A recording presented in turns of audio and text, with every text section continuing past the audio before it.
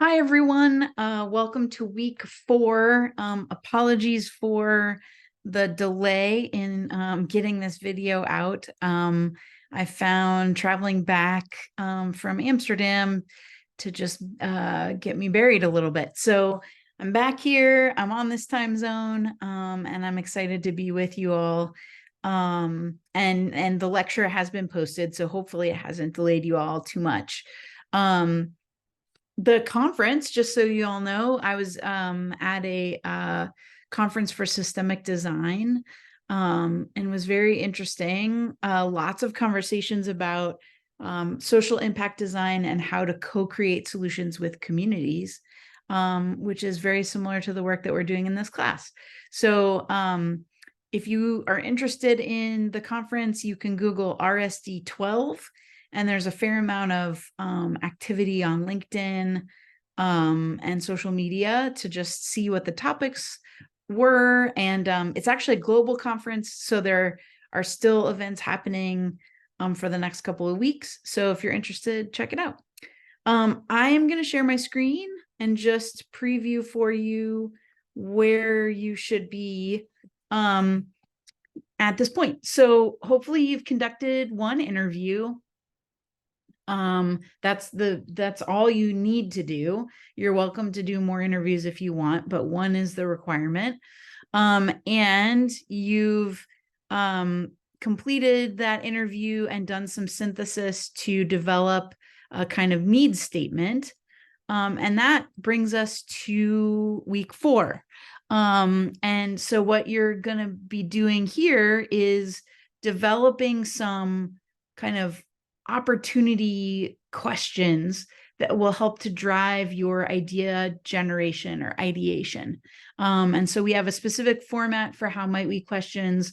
I explain a little bit more about how to write them in the lecture for this week. And then we provide criteria here.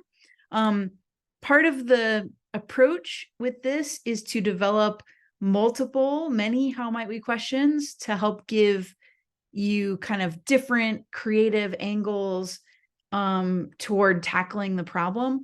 And then ultimately you're going to pick kind of your favorite top 3 and use those to then conduct a brainstorm. So there's a bunch of information here about brainstorming. And then you'll take your how might we questions and you'll create a kind of single idea, sketch it out, and then you'll go through a process of brainstorming multiple ideas. And I've kind of placed some post-it notes here. You're welcome to copy and paste them and reorganize them however makes sense for you. You can also bring in lots of different images and icons to help kind of bring your brainstorm to life.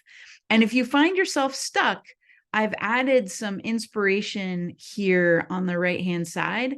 So basically taking an iconic role, an iconic brand, an iconic persona, and what you do, the way you help use this to help generate more ideas is you kind of take everything you know about, say, a football coach or IKEA, and you try to take elements from that iconic example and apply them to your problem. So if you were interested in, the community coming together to create a more healthy neighborhood, you could use a coach model to say, I'm gonna lead convenings where we practice what we want to do together. And that's, you're drawing inspiration there. With IKEA, maybe it's like, I'm gonna create a how-to manual without words for how to build this community group. So that's how you can draw inspiration here. If there's another thing you want to think of and draw inspiration from, that is great. I just picked some kind of big iconic roles and people. And then you're going to select, based on the criteria here, your 3 most promising ideas. And ultimately, you're going to pick one idea to storyboard, and that will take you through week 4. Week 5, just a preview, there are no design tools. The goal for week 5 is to get caught up on your work, your design work, kind of reflect, review everything, make some changes or iterations to polish things up. And then at the end of week 5, I'll go into your mural board and review your work, leave some comments, and give you points for the midterm. What I'm looking for in terms of that credit is really focusing on thinking deeply, pushing yourself to really leverage the frameworks to the fullest of their ability, and pushing yourself to think in new and creative ways, and to really do rigorous thinking. So it's not that any particular question or answer is the right answer.